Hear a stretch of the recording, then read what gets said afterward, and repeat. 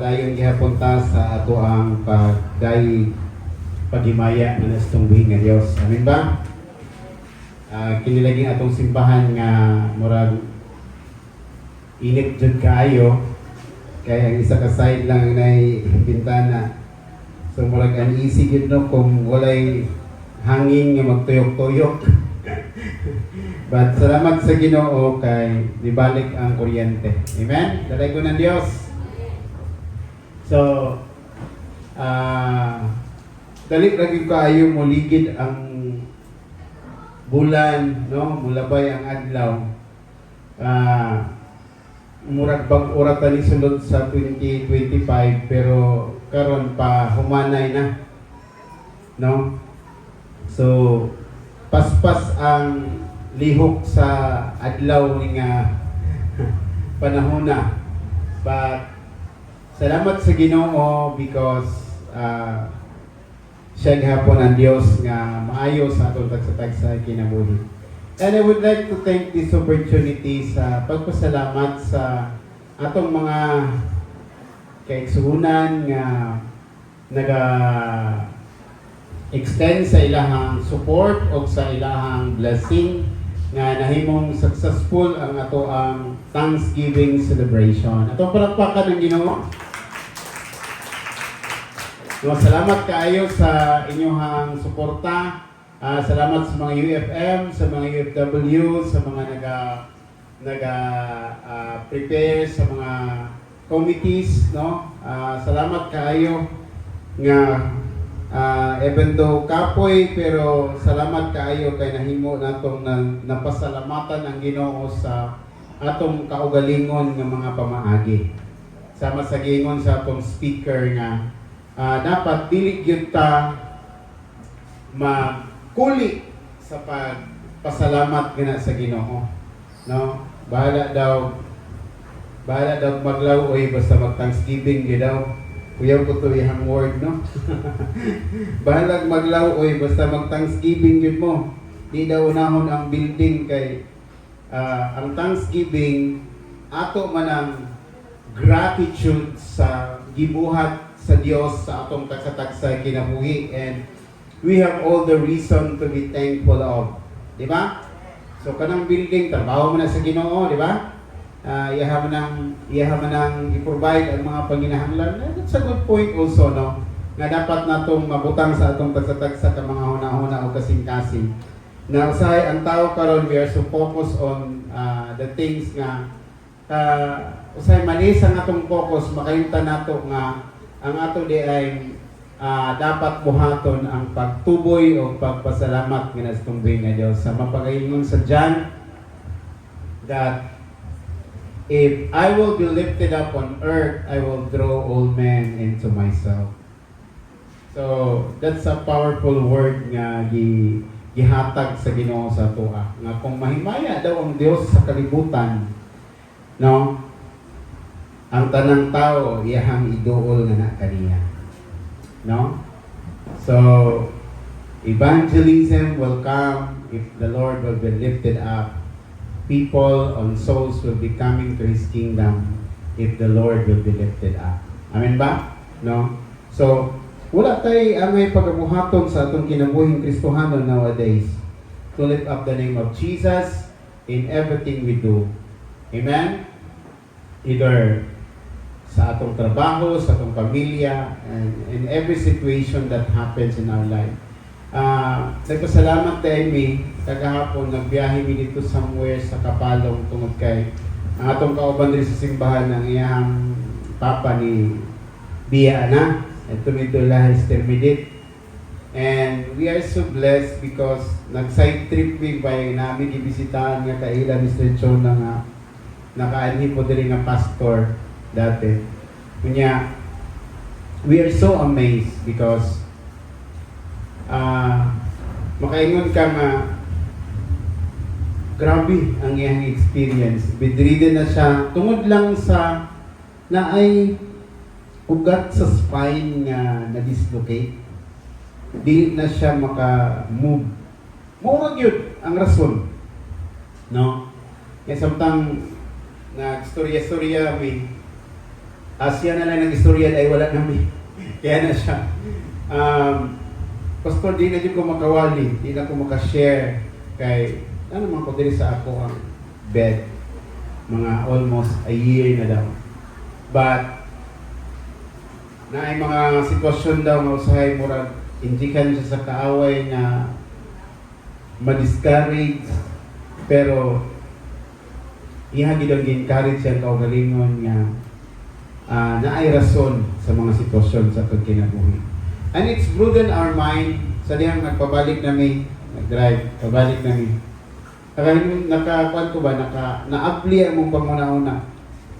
Sa ino, mga Kristohanon, daghang kaitag mga kaikikan sa kinabuhi, daghang kaitag mga question sa atong life niya. Namang ganiting isa ka tao kung i-consider niya yung self 50-50 na pero still praising God even though no reason. Marami yung wala may rason takot nga magpasalamat.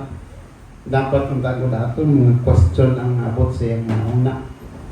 Pero nagpasalamat gyapon siya sa Ginoo.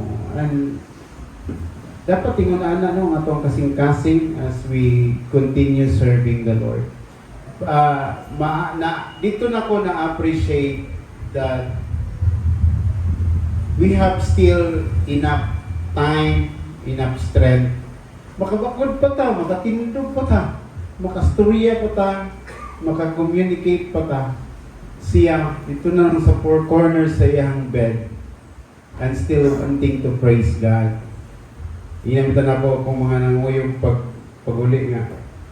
Mugani na no, pawalihon mo na, daghan kayo reklamo. Siya gani mo, gusto pa magwali, nagigda na. Di mo ito, no? Pero saya, assignan sa prayer meeting, Pastor, ayaw lang yung ko, pawaliha. Pahinluan lang ko. Katawa si Didi. Pero siya, nangandoy taon. Sometimes daghan tag mga pribileyo nga usay wala nato ginatay nga opportunity for all of us. Amen ba? Kaya ingat mong katapad na bless ko kay naara karon. Amen. Praise the Lord. Before we go, we will bow down our head as we come to the Lord in prayer. Ginoo, mapasalamaton kami for this wonderful time that you have given to us. The wonderful opportunity that you will enlighten our hearts and our mind na nasa imong mga pulong. We ask your Holy Spirit to open our hearts and our mind, Lord. That even dili kami Ginoo kanang mahimong magahi ang kasing-kasing kundi mahimo kaming maginawaton sa imong mga pulong. Kuhaa sa mga kasing-kasing na usahay Ginoo kung familiar na mo ang mga butang, usahay amo na lang ginabaliwala. Salamat karon Ginoo at bisag unsa ka simple sa imong mga pulong kini Ginoo adunay dakong kahimuan sa among pagsatag sa mga kasing-kasing. Give us the heart, Lord, a pure heart that will always longing for your touch, for your moving, and for your voice, Lord. Salamat, Ginoo, sa iyong presensya na magpataliwala nga ka na. In Jesus' name we pray. Amen. Our theme for this year is about enlarge, and I'm so tempted to gusto na ko nga i-repress sa atong tagsa-tagsa ka mga kasing-kasing o una-una. Because whenever kami nga mga officers maghimo o usa ka tima, mo gid ni ang pinakadugay kay buhaton sa plan of action, no, sa whole year plan kanang team for this year. Pag may na ganit team for this year, mga pisa tapas. Kaya nga naman, dili lang magug ka maghimog team just for nalang may team sa isa ka simbahan, di ba? Kung maghimo magud team sa isa ka tuig kauban sa mga opisyalis, sa mga leaders sa church, ang inyong goal is to understand and know what God's want for the church. No? Wala na nato na siya gibuhat nga tema para lang kay gusto sa mga opisyalis or gusto sa pastor. But we will amo nang ginaampo, ginapalingkamutan o pangayo gyud sa Ginoo unsay iyang gusto nga mahimong iyang buhaton sa atong tagsa-tagsa kinabuhi as one body in Christ. So, mubalik ko sa ato ang team for this year as I culminate itong balikan, no, ang mga dapat natong balikan para ato yung before we leave this year atong mapuli understand and we can evaluate ourselves kung unsa may ito ni ining tema sa akong kaugalingon. In our devotion sa praise and worship, wala man sila ay nag-share and I asked them, unsa ba ang nag-enlarge sa inyong life nga makonsider nimo nga ang team naka-impact sa imong kinabuhi? Daghang kay mga butang nga gi-share ang ato ang among mga kauban. Kamingon sila somewhat na border na dako ilang panghuna-huna, no? Na-enlarge ilahang vision, na-enlarge ilahang kaugalingon sa mga changes nga nagapangitabo. And if I ask you that question also, this year, as we tackle this theme, kung sabay nakita nimo nga impact sa imong kinabuhi, as we discuss enlarge, nag-enlarge sa imong kinabuhi? Or basic kinila? Ang ato lang waistline ni dako, no? O ang ato lang unsa may bidako, no? Tagay daw ninyo panahon to think about it. As you look at this year, naman kayo makita sa imong kinabuhi nga mingong ka na, wow, salamat sa Ginoo. Wala na ko ni nabuhat kani adto pero nadako akong panghuna-huna nga karon ako na siyang nabuhat. O wala ninyo mga butangan kani adto pero karon ako na siyang nabuhat. Amen? No. Kita lang maka-evaluate sa atong kaugalingon. How giun sa nato pag personalize ang butang ba? Yun sa pag-apply sa atong tagsa kinabuhing Kristohanan. No? So,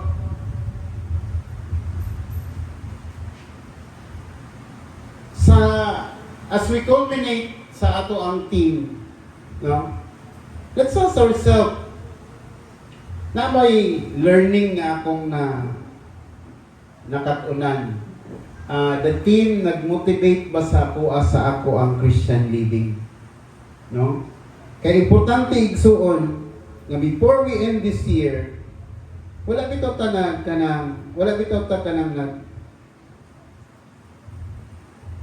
murarag ka nang nilabay lang ang isa ka butang.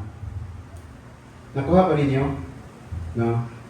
Ang ato ang main goal is that this team nag-impact sa atong kinabuhi niini nga tumiga. Amen? So, let's look back.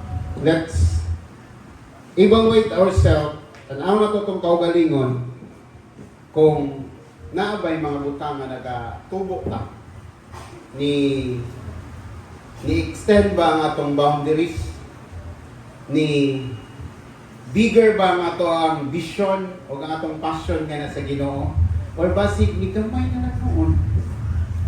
Kamay na lang atong panahon sa Ginoo. Kung sa una ikaw tong mga bli sa simbahan kay magsugod na karon basig ikaw na lang ang tiglak kay manirado na.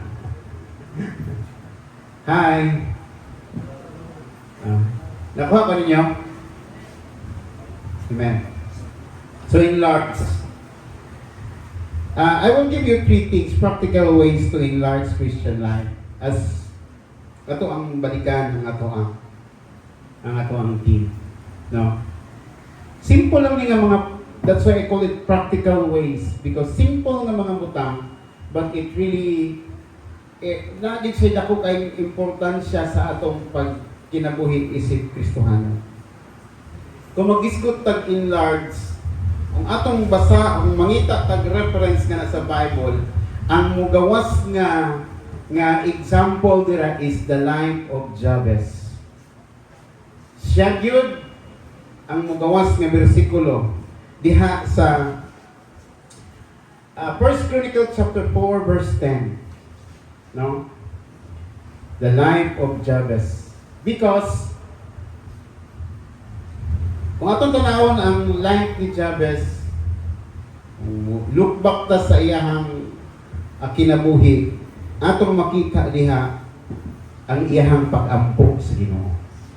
Mao mo gud iyang prayer nga sa Ginoo. So I would like to share to you three things. First, practical ways to enlarge. First is kinahanglan gyud ang pag-ampo.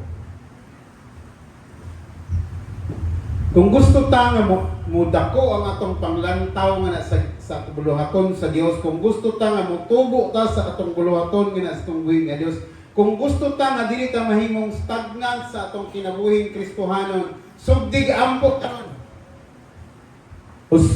Sugdig ha sa mga pag-ampo. Because if we look at the life of Jabez in 1 Chronicles chapter 4, atong makita diha nga verse nga siya nag-ampo nga na sa Ginoo. This is a very powerful prayer nga gibungat ni Jabez nga mingon siya, Ginoo, panalangini ko. No? I-extend, i-enlarge ang atong teritoryo. No? Unya, let your hands be with me and keep me from evil. Kung atong balikan ang life ni Jabez, mong gitawag siya og Jabez because ang iyang inahan samtang nag-anak kaniya, grabing pag-antos. Grabing pain iyang nabati. Mo nang gipanganlan siya Jabez, meaning sorrow. No? Grabing kalisod.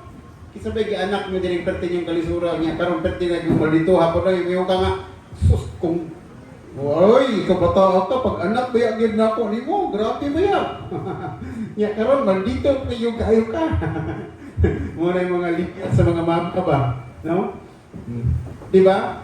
Pero, na, ikaw daw panganilan o murag, if you know the meaning of your name ba, nga, mingon ka nga, you are gipanganlan kag sorrow or mga kalisod or mga pag-antos ang gipangalan nga na kanimo, murag downside para sa imo ba? Disgrace para sa imo. That's why morning naabot sa kasing-kasing ni Jabez that he really cry out to God. Gusto niya ba nga putlon kini? Walaon kini nga konsepto sa iyang kinabuhi. Amen ba? No? Usahay na ay mga butang bitaw sa atong mga nangagi. Unya usahay ginagukod lang gihapon ta hangtod karon. Yan po na sa Ginoo. Amen? Ibahin na to na. Even the sin of our forefathers. Amen ba? Atong ikas out. Kaya tinuod ba yan ano? Usahay ang sala sa itong ginikanan mo. Andi ka na to. Muna kinanglan na ay binding and loosing. Amen ba? Labi na kung atong mga amahan dili pa magtotoo sa Dios. No? Kani atong mga kapanahunan. Muna kita nga mga Kristohanon kinahanglan atong muna ang pag-ampo ba ato makita sa kinabuhi ni Jabez nga iya yung he really cry out to the Lord. Gusto niya nga mahimong ma-stop kini nga mga konsepto nga naa sa iyang pangalan naka-attach. Nabi na inana no nga, akong imong papa balaho po kami nga sa unang panahon ba aking batani kabalo na jud asa ka padung dong. No. Padung gyud ka dito padung sa kuan. Let's stop that. Let's pray that God will stop it. So mo ni ang nahitabo sa kinabuhi ni Jabez. Ingon siya diri. Morning mga component kita diha sa iyahang prayer. First is, bless me indeed Ingon siya diha. Recognizing that God is the source of blessing. Kung gusto ta mo enlarge ang ato ang kinabuhing Kristohanon, mo expand ang atong territory, we need to pray to God. Bless me indeed, because the Lord is the source of everything. Kanang kapasidad nga naa sa tuwa karon, usahay gisaligan nato. Kung wala ang tabang sa Ginoo, kung dili ta moduol sa Ginoo nga naa sa mga pag-ampo, dili gid nato na ma-achieve. Amen. Usahay in human perspective, pwede na itong paningkamot. Usahay gani, makalimtan na nato ang Ginoo. Pero dili nga sitwasyon, kung atong makita ang kinabuhi ni Jabez, is he really recognize that the source of blessing is the Lord. Even though naa siya sa dili maayo nga sitwasyon, giingong gid sa Lord, padala gini ko. No? Ingon siya sa ikaduhang akong point at makita days, ingon siya, ipadako ang atong teritoryo. Ayaw mo ka-kontento sa unsa lang na karon. Mura gid ni akong mabuhat para sa Ginoo, pastor. Kanang magtrapo lang yung ko aning bangko hangtod sa iyang pagbalik. Pray that God will open doors. No? A request for God to expand His influence and opportunities and responsibility. Ayaw ka kontento. Mag-ampo na sa Diyos. No? Usahay na tayo konsepto kining Pilipino ba no? Nga concept na, tama na. Pero diha sa tungguhin nga Diyos, kinahanglan mo exert kita. Maningkamot kita. Amen ba? Pinaagi sa itong mga pag-ampo. Maningkamot kita. Pinaagi sa tabang sa Diyos. Na Ginoo, tabangi ko. Amen?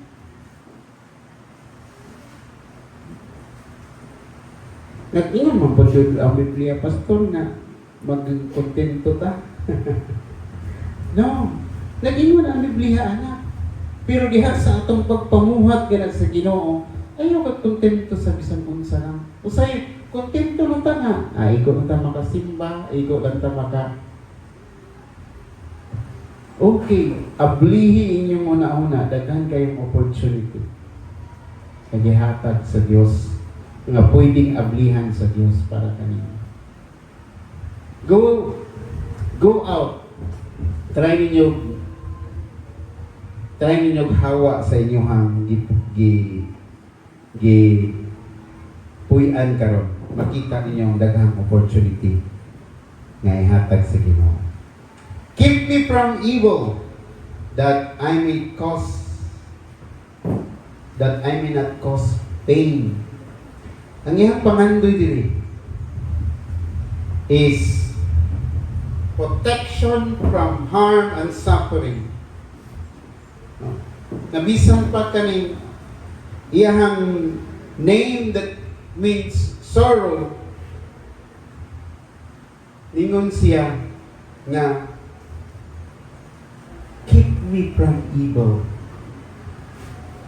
Iyang pag-ampo nga ang Diyos maga sanctify nga na kaniya, maga separate nga na kaniya nganha sa mga buluhaton nga makahimog paghimaya nganha sa atong buhi nga Dios. Amen? No? So, the first unang ways, practical way nga mahimong ma-enlarge ang atong pagpamuhat nga na sa Ginoo. Isugdan nato diya sa mga pag-ampo. Bisan pa sa mga butang na sitwasyon sa atong kinabuhi, bisan unsa nga sitwasyon ang nasa imong kinabuhi ka. Dahil lain tag mga struggle, lain tag na sinatian. Pero kinahanglan mo duol ta sa Dios sa mga pag-ampo. Lord, tabangi ko nga mahimong mo expand ang akong pagpamuhat nga na kanimo. Mahimong mudako ang akong panglantaw nga na sa imong buluhaton. Amen? Ngano, kung kita magsugod diha sa mga pag-ampo, ang Ginoo mo'y mugiya ka nato sa mga butang na angay natong pagabuhaton. Amen ba? Mundang maguro. Amen? So prayer can do makabuhat sa dagkong mga butang sa atong tagsatag sa kinabuhi. No? Mo ni ang nahitabo sa kinabuhi ni Jabez. No? Iyang na-experience unsa ang pagpabuhat sa Ginoo sa iyang kinabuhi tungod sa iyang mga pag-ampo. Second is decide to enlarge and make an effort. Kung gusto ta na mo mahimong mo expand ang atong pagpamuhat sa Ginoo, mahimong motubo nga na sa itong pagpangalagad sa itong buhig nga Dios, kinahanglan gyud ta mag-decide sa atong tagsatag sa kakaugalingon. Mo gay nang ingon ni Rick Warren, no? Nga kung gusto ta mo grow, mag-decide ta nga mo grow ug maghimo tag effort para mahimo ta motubo sa ato ang pangalagad nga na sa itong buhig nga Dios. Amen? Daghang mga tao gusto magministeryo, pero pag abot na nga makita niya ang ministry nga pati lisura, wala na. Dapat naatay intentional effort sa pagbuhat. Amen? No? Naatay gustong buhaton atong yung tagaag kabukaton sa pagbuhat. Namin daw sitwasyon sa itong life na ngayon tag bisag narito sa balay mo tag busy kaayo. Ato na huna-huna, di-busy na natog maayo. Yan ngayon tag kapoy mong kaayo, eh. Kaya atong na yung gig, murag, ato lang huna-huna, atong gikapoy. No? So, if we want to enlarge, we need to decide atong buhaton karon sa itong kinabuhi. Kaya kinahanglan i-apply na to itong kasing-kasing o panguna-una nga mahimo tang mo engage ganha sa buluhaton sa Dios. Amen ba? Muna ang pulong sa Ginoo ba nagadasig sa matag usa kanato di sa Korinto kapitulo 1 Corinthians chapter 10 verse 31 nga kung bisag unsa ang atong buhaton whether we eat or drink ato ning buhaton diha sa paghimaya sa Ginoo. Amen? Even on the Colossians chapter 3 verse 17. And whatever you do in words or in deeds, do it all for the Lord's name. Dapat ang tanan natong pagabuhaton naka-inline nga na sa kaugot-on sa Ginoo for us to enlarge diha sa atong pagpamuhat sa Ginoo. Kaya wala ta nagapamuhat igsoon para lang sa atong kaugalingon. Amen ba?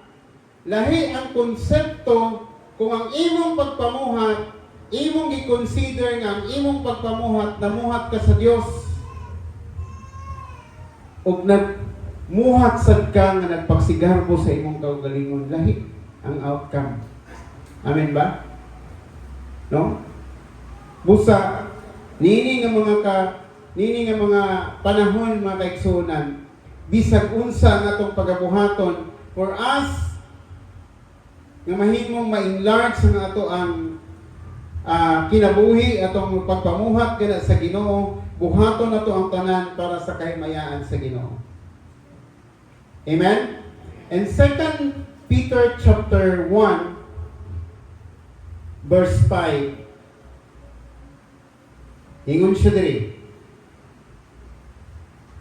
For this very reason, make an effort to add to your faith goodness, unto goodness, knowledge, unto knowledge, self-control, unto self-control, perseverance, unto perseverance, godliness, unto godliness, kindness, love. For if you possess this quality in increasing measure, they will keep you from being ineffective and unproductive in your knowledge of the Lord Jesus Christ. Amen? Ingon si Peter, si Simon Peter, ingon siya diri. For this very reason, dungan ka na to itong pagtuo o kamaayo, kaalam, pagpugong sa kaugalingon, paglahutay, pagkadiyosron, pagkamalumo, paghigugma nga to sa uban. Kaya kung naakini nga mga butang nga rin ka nato, nga magatubo sa atong kinabuhi, then it will keep us from being ineffective and unproductive. Daghang mga Kristohanon dili epektibo. Nga naman, walay longing to go more. Amen? Okay ra gyud ko diri, no? Akong team song kay Jesus is my captain, I shall not be moved. No? Dili gyud pwede matarong. Maura gyud ni akong unsa, ako ang barugan hangtod mamatay na lang ko hangtod babalik ang Ginoo. Dili ka mayong fruitful. You will not expand even in your ministry, even in your life. Dili ka mahimong mag-grow sa imong pagpangalagad sa Ginoo. That's why si Peter ingon ka nato diri sa iyang mga pulong nga kinahanglan ta dungagan nato unsa man ka nato. Sa una mo nitong ginabuhat, atong pangbuhaton at lain pa nga mga pagpamuhat. Amen ba? Dili kay sa una nagasunglig ko, karon lingkod na lang yun ko. Hello? Sa una nag-Bible study mi, karon sa cellphone na lang ko nag-Bible study. Tanawan lang ko reels ni pastor. Yan na may mingon niya, mag-ampo ko ni mo. Ampo mo ka. The Word of God reminds us, dapat in increasing measure. Dili ta ma-stagnant, meaning mo enlarge ta, mo dako ta sa itong pagpangalagad sa Ginoo, mo tubo ta. Kung sa una mo niya itong ginabuhat, karon mo extend ta. Amen? Before we end this year, let's add to what we have for the Lord. Amen ba? Even sa itong time, sa itong personal time nga na sa Ginoo, muna ipasabot diri nga pulong, nga dapat, for if we possess these qualities in increasing measure, you will be effective sa imong pagpangalagad sa Ginoo. Nganong laayon ang Kristohanon?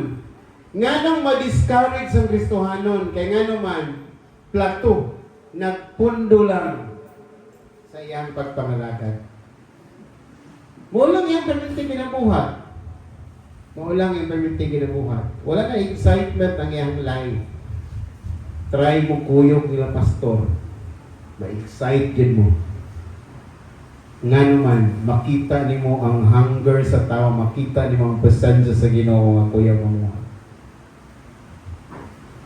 So, sometimes, kinahanglan nato na kung unsa ang nasa ato ang karon, mo step forward ta aron atong ma-experience unsa ang Ginoo mamuhat sa atong kinabuhi. Mo bitaw ningon si Peter diri nga if anyone does not have this, nahimo siyang blind, no? Wala niya nakita kung saan dapat niyang pagabuhaton. Kinahanglan mahimo tang eager. Nga naman, matag usa ka nato adunay tawag sa Dios ka kinahanglan ta nga mo expand, kinahanglan ta nga mo enlarge. Kay kung ang tanong maura na siya hangtod sa hangtod, putlon yun na siya sa tagiya. Nakuha ninyo? Kung imong kinabuhing Kristiyano, pagsugod ng simbahan na maurang ihapon ng imong ministry hangtod karon, wala gyud kami tubo sa imong pagpamuhat sa Ginoo. Maybe there is a problem. Amen ba? No? Or basic bayag na wala na ka, feeling lang nimo na apa ka. Basic na wala na ka sa tama nimo, dapat agian. Sa gina-convince na lang nato ang atong kaugalingon to sustain us as believers. No? Let's increase na ata dapat buhaton para mahimo tang mutubo sa atong pagpangalagad sa Ginoo. Usahay man gani no sa ato ang practically sa atong personal life. Dili man gani ta masatisfy kung mora na ang atong naabot. Mag-design man gani ta og something, di ba? Usa gay sa atong trabaho mingon ta mangandoy jud ko maabot na ko ng sweldo ni John. Kumita na to John. Maabot na ko ng sweldo ni unsa. Di ba mangandoy ta? No? O si Kabing mangandoy tag yugo mabayong yugo ingon ani gyud na nagit sa nana, di ba? Dili kita mo ka wato sa atong trabaho nga ingon ani lang. Di ba natay Bisaya? Kisa ba? Ganahan ra mo sa inyong trabaho. Mo ba trabaho? Ganahan ra mo kasi ganahan ra. Kaya pwede. Hindi no. Mangandoy gyud ka, mag-design gyud ka nga mag-grow, di ba? Dapat put sa atong Kristohanon na kinabuhi. We will decide that mahimo tang mo enlarge o manghitabo na kung maghimo tag effort naay kanang pagtubo iha sa ato ang bisan sa atong pangandoy sugdi sa tangal sa pangandoy diha sa atong pagpangalagad sa Dios. Amen. And last before I end, practical ways is number 3 is to get out in our comfort zone, to sacrifice sometimes para mahimo tang mo dako ang atong panglantaw. Kabalo mo nga nung usahay dili ka mo mutubo sa atong pagpangalagad sa Ginoo kay gusto ra tang hayahay ta. Tinuod? No? Gusto ta na inani lang. Okay na ni kay ko pastor. Kuha na ni, panghumra na ni sa langit. Panghumra na ni sa langit. Sometimes, kinahanglan ta nga mugawas niya ng ato ang komportablita. Kaya aron atong makita unsa ang Dios mamuhat sa atong pagsatag sa kinabuhi. Ingon na ang Romans chapter 12 verse 2. Kung ato ning tan-awon, this is the metamorphosis, di ba? Mali nga tama ba kung pagkastorya? Nga gingon ang pulong sa Ginoo, do not conform to the pattern of this world, but be transformed by renewing of your mind, and then you will able to test and prove what God's will is. Kanang sa process din bitaw, nga ningon ang pulong sa Ginoo nga, ayaw lang diha sa imong comfort zone karon. No? Ayaw lang diha sa pattern sa kalibutan karon. Kung dili, atong baguhon ang atong panguna-una, aron atong masabtan ang kahubuton sa Ginoo, ang unsay iyang gusto nga manghitabo sa atong tagsatag sa kinabuhi. Amen ba? No? Kanang metamorphosis, kanang gikan sa ulod niya mato sa butterfly, Di ba? Diha sa iyang kukun ka ng masirado gani siya. That's a process of sacrifice. Hangtod mahimo siyang beautiful butterfly. Amen? No? Kinahanglan mo hawa gid siya. Aron mahimong ma-appreciate ang iyang kinabuhi.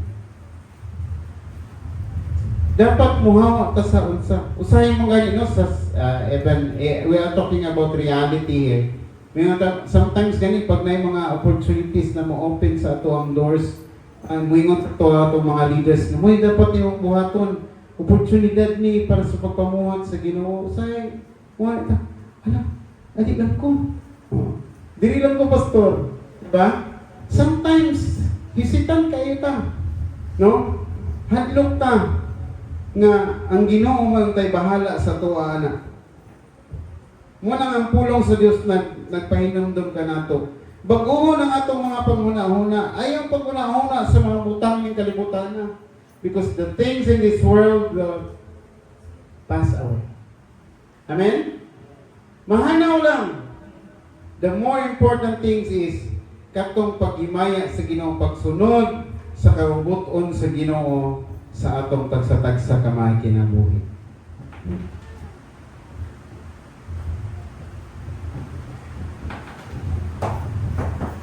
So kinahanglan, go out from your comfort zone. You know the Israelite people in Exodus chapter 6, atong makita diha. Paano sila nahimong ni go into naadto sa kagawasan gikan sa slavery. Pero before nagdaghan kay sila mga question kay Moses, mga pagmahay nilang giingon nga mingon sila nga Moses may pay dito mi sa Ehipto kay makakaon pa mi tarong dito. Komportable mi dito. Di ba? Pero ningon ang Ginoo nga gusto nako nga dalhon ta mo sa promised land. Gusto nako nga i-deliver ta mo gikan sa inyong pagkaulipon. Walang saad sa Diyos. Gusto niya nga i-out dito sa more victories. And sometimes, ang mga katauhan sa Diyos, dito sila gusto atong naa sila sa komportable na sila sa ilang pagkaulipon. No? And daghan kaayo nga mga Kristohano nga susama ni Ana. Komportable na lang kaayo ta sa ato ang pagpangalagad sa Ginoo nga usahay. Sa sobra nato ka komportable, wala na nato giseryoso ang atong kinabuhi sa pagpangalagad sa Ginoo. Kung okay na lang gani sa imuhang nga wala na kay buhaton diya sa pagpangalagad sa Ginoo, delikado na naigsoon. Okay, you are called to serve the Lord. Amen. You have the ability and you have the responsibility with gihatag sa Ginoo. Naman tayo mga talent nga gihatag ang Ginoo sa tuwa. Amen ba? Nya gusto lang gihapon ka makulong ka dito sa imong hayahay ka. Dito na ka sa ilalom sa mangga, magduyan-duyan. Di ka gusto mo involved diha sa buluhaton. Di ka gusto mo tubo, di ka gusto mag-bear of fruit atubangan sa Ginoo. No? Dapat we need to go out from our comfort zone. No? So, kung atong makita ang mga Israelite people at that time, ang dakong plano sa Diyos is to deliver them. Amen? Ihawas gikan sa dili, gikan sa slavery ngadto sa victory. But ina-question pa nila. No? Ang plano sa Ginoo sa imong kinabuhi, dili lang ingon ana lang. Dako kayo ang plano sa Ginoo sa imo. If He wants to prosper you and give you the bright future. Amen ba? Ayaw nagpugni igsoon. Just go out from your comfort zone and enlarge for the Lord. Amen? Manang Exodus, ato makita sa Exodus chapter 14 verse 13, Moses tells, "Fear not, Israelites." Katong na-trap na ni sila, no? Ito sa Red Sea. Napagtanaw nila silang likod, nagbaguros ang mga chariots ni Pharaoh, nakita ang mga soldiers nagapadulong, pagtanaw nila silang atubangan Red Sea. Dead end na ni, patay na tantanan. Ingon sila sa balingon. Pero sa lihang ang Ginoo namuhat, unsay saad sa Dios, fear not, stand firm, and see the salvation of the Lord. Ingon siya, ang kanang mga Ehiptohanon ninyong nakita karon, dili na ninyo na makita.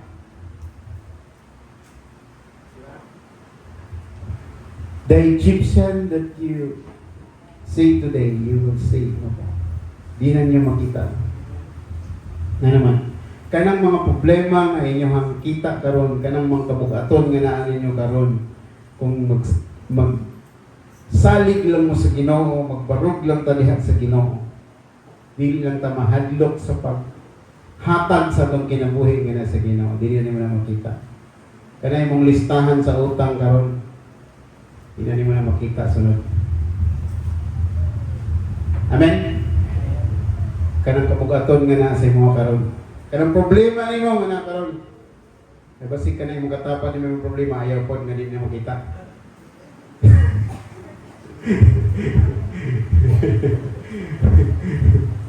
Sige, kumidya ito ako. Amen? That's the promise of the Lord.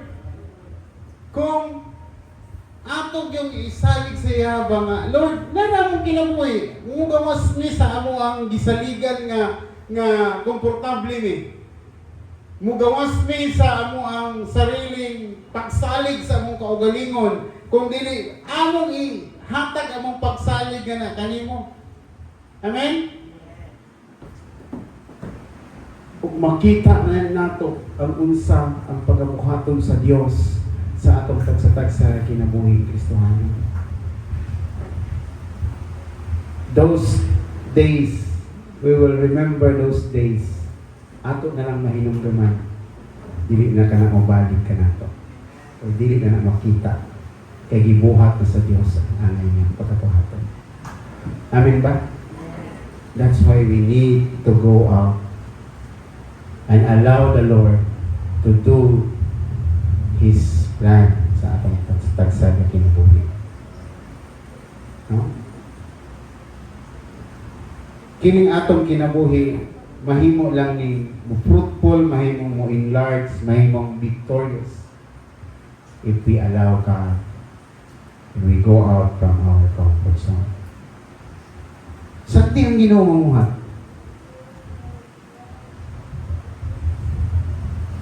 Kasagaran mo sa tao mo ni.